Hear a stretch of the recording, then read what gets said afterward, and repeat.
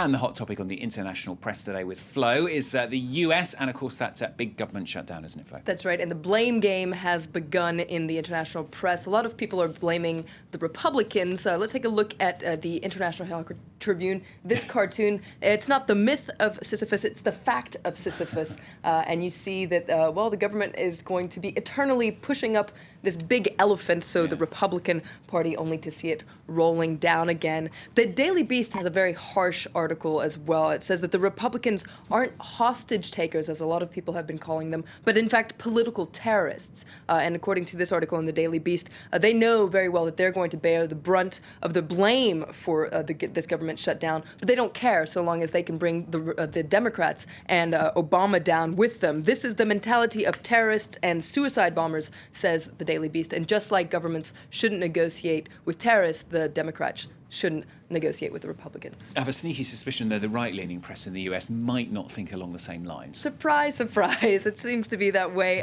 The Wall Street Journal says that both sides are responsible for getting to this situation, but it's Obama who refused to compromise on anything. And this is something we've been hearing a lot from Republicans in this article. It says that the president was so eager to, negotiate with dubiously elected Iranian mullahs, but it doesn't seem like he's willing to negotiate with elected officials in the United States. On top of that, the Wall Street Journal says this shutdown, though it will be an inconvenience, it really won't be the end of the world, and perhaps a lot of Americans will come to realize they can do without what the Wall Street Journal calls the vast federal leviathan. Now, on a lighter note, there's a really hilarious article I really suggest you reading in Slate today. It's called If It Happened There. It's a new feature in Slate, which, it describes American events with the tropes and tones that a lot of the media use to describe events in other countries. So just to give you a little quote from this article, at midnight on Monday, the government of this intensely proud and nationalistic people will shut down,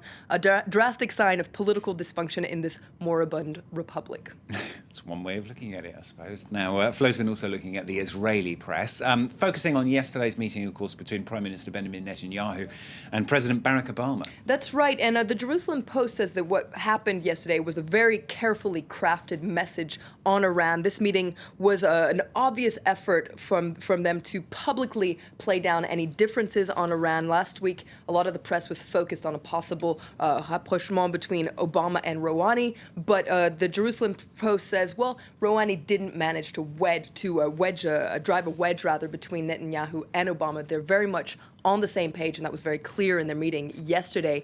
Yediot Aharonot, meanwhile, is very critical of what it calls this starry-eyed optimism that a lot of the Western media has been having over Rouhani, fawning over Rouhani, says Yediot Aharonot. This is premature exuberance, and it's dangerous, actually, because it could signal other rogue states that after decades of terrorism, they can be welcome again. International papers also focusing on the Chilean presidential election. This is scheduled for next month, isn't it? That's right. There's a very interesting article in Libération, actually, the French paper, which is focused on the two main candidates, so Michelle Bachelet and Evelyne Matei. It points out they have a lot of similarities in their education, etc., but also one of their similarities is also symbolic of the big differences between them, and that similarity is that both of their fathers were very famous historic generals in Chile. Now, Bachelet's father ended up siding with Allende and died under Pinochet's repression, while Matei's father was a member of the military junta. So Libération points out that 40 years after the coup d'etat, it's still very present and very divisive in Chilean politics. And finally, we've got a bitter dispute over the moon. It's not over whether it's made of cheese, is it? No, it's not over whether it's made of cheese, but perhaps slightly similar. This is because two astronauts, William Anders and James Lovell, you'll know him because he was famous for Houston, we have a problem. Now, they were among the first to orbit the moon in 1968 on Apollo 8 mission. Now, the International Astronomical Union actually named two craters after them, but it turns out they're upset about this because those two craters are on the dark side of the moon, so on the side you can't see from Earth. Right. And so why is this coming out now? Well, it's because the IAU, so the International Astronomical Union, has now decided to become more democratic, and every time it names anything, it's going to have a public campaign. So these two, astronauts are really upset. It seems like this has reopened some old wounds for them.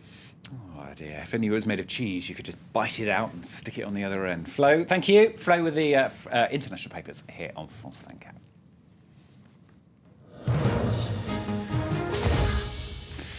Later this hour, coming up for you, we've got a special focus report today from Egypt. Our team there investigating the crackdown on the Muslim Brotherhood. We ask, how far has it gone? That's coming up in focus a little bit later on here on France 24, so don't go away.